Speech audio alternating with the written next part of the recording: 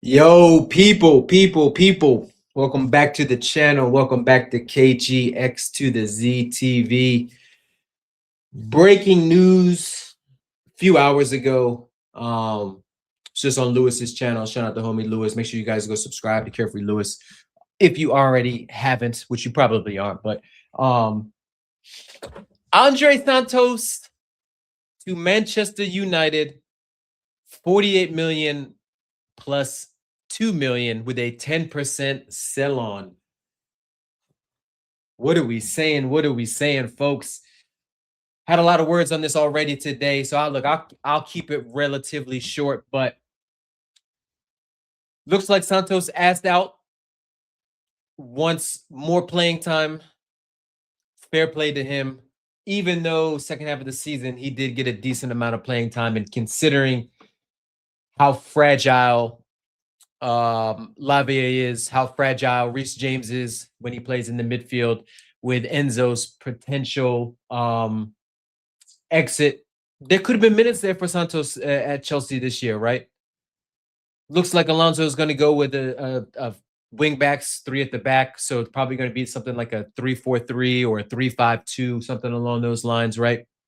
So all signs point to a double pivot, right? You've got a player who pretty good in the double pivot, young player, right? Still a lot to be proven. A lot of development still needed, but a good squad player, good injury history, right? Was been available, which is, I know it's not saying a lot, but for Chelsea Football Club in 2026, it is, right? Especially considering some of the names that I mentioned before and that would probably get injured reading this tweet by Fabrizio. But I'm conflicted on this one, folks. Do I think Santos is a level raiser? Do I think he's going to become a world-class player? No, which is absolutely fine though, right? Because not every player is going to develop into a world-class player. You need good squad players, you need good depth players and things like that. So look, I always saw Santos as that kind of role, right? Your second choice midfielder, your spot starter here and there, the guy that can play in cup games and things like that, right? Remember, we bought him for like 18 million 3 or 4 summers ago from a Division Two side at the time in Brazil. Went out on loan, a shitty loan to Forest, came back to us, went to Strasbourg, was in the team of the season, so played really well at Strasbourg. And despite what people think, the French league is, in my opinion, the most comparable league in Europe to the Prem in terms of physicality, in terms of pace. Obviously, the talent level in terms of developed talent isn't close to what the Prem is. But if you see the French national side, if you see a lot of these clubs going out and buying young talents that have played in the French league, you know that the talent is there. It's just they usually just don't hit their full development in the French league because they're snatched up by bigger leads, and that's what it's always been, even before the days of PSG, back when Lyon, back when Bordeaux were sort of running things there in that league. Montpellier had a couple good seasons, Lille, and those type of teams. But I'm disappointed. Not that we sold him, but I'm disappointed at the price. When I see midfielders like Alex Scott, who have been quoted 80, 90 million, Adam Wharton 100 million, Sandro Tonali 100 million, Elliot Anderson 116 million, Matthias Fernandez 85 million. When I see midfielders like that who have put in, yeah, they probably had better seasons than Santos has had in the Prem, but Santos been capped by Brazil, was on the fringe squad for making it. Probably should have made it, if you're, to be honest with you, if you're looking at some of the geriatrics that Ancelotti picked in fucking Fabinho and even Casemiro, and having him play major minutes and shit like that. But I would have demanded at least 60. And maybe, maybe with add-ons and maybe with that 10% sell on, it does reach it. But I'm gonna be honest with you, yo. If a player reaches and hits their add-ons, it means that they were mashing work, and it means that the team was achieving success, and most likely they were contributing to that success. So I think it's too low of a price point. 60 million, and I would have been like, you know what? It's fair play. We bought him for 18. He's probably only got a few million left on that amortization fee if there even was one. Um, but 48 million plus two to one of our rivals in Manchester United who desperately need midfielders, right? Casemiro's gone. Ugarte torn ACL. They pretty much just have Kobe, Bruno, who's really a 10. Um, and maybe like Jack Fletcher or somebody like that. So you're helping out United. You're giving them a good fee, even though I don't think that he's going to develop into a world beater and things like that, needle mover. But he definitely, while he might not raise your ceiling, he definitely raises your floor, and we need that at Chelsea Football Club. We need quality players, and I think Santos showed last year that he's a quality young, good midfielder, right? Good, not great, but just it lets you know, man, what kind of BS that this club is on, right? Where we've turned into we turned into a selling club.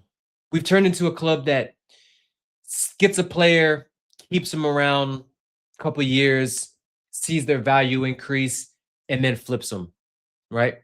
If you're gonna do that, do it with a different club. Don't drag my beloved Chelsea down to it. This is a club that's synonymous and was associated with winning. We might not be that club anymore in 2026 unless football's cyclical, but it says a lot about where we are in 2026 and about the state of this club. What's going to say even more is what we do with that money, how we reinvest it. Are we going to go out there and if we go out there and we get a player that's better than Santos, fair play. I'll come back on this channel. I'll make a video. I'll be on Lewis's channel. I'll be on Jimmy's channel. I'll be on Mo's channel, catch up, whoever, saying that, hey, fair play. They went out and they got a better midfielder. But my whole thing is, and what we just discussed on Lewis's channel was just, you tell me one thing, but you show me something else. And you've shown me that consistently over the last 2-3 years that you're not interested in making these signings that will improve the first 11 and that will raise the ceiling, right? How you spend this money, who you target next, who you bring in, right? See what the club likes to do, right? They love to gloss over one deal with, hey, we signed Quenda or Quenda signs today. Motherfucker, we knew about Quenda 2 years ago when we approached Sporting for him and Asugo. So that Quenda news, like, I'm excited that Quenda's coming to our team, but it's that excitement peaked 2 years ago when I saw him and I saw the prospect that we were linked to. Him coming in 2026 is just a mere formality to me. It's a mere formality. So how we spend this, what this turns into, are we going to improve the first 11? Are we going to improve on Santos? Are we going to buy a better player than Andrey Santos? You can call me negative, call me KG Minerals, call me whatever, but I personally don't believe it until I see it. And until I see it, I'm going to keep calling them out, and I'm going to keep the energy of 100. I'm keep calling a spade, a buck. This seems like a bad deal to me. Financially, squad depth wise, it just seems like it's going to be either a lateral move or a step backwards. And it just seems like even more and more that we're turning into a club that's not interested in competing for titles and trophies. We're turning into a club that's looking to maximize profits, maximize revenue, and it pisses me off, man. It pisses me off because I didn't sign up for this bullshit.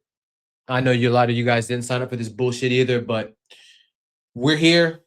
It's 2026, and we're gonna keep calling them out. We're gonna keep keeping it 100 on this channel. So look, let me know in the description what you think, or I'm sorry, in the comments what you think. Make sure you guys hit that like, hit that subscribe, turn those notifications on. But Santos, done deal, probably medical sometime later on this week. We'll see him next year playing in the Champions League in that Manchester United kit. I'd say good luck to Santos, but I don't mean it. I don't mean it. So, yo, we out, fellas. Peace.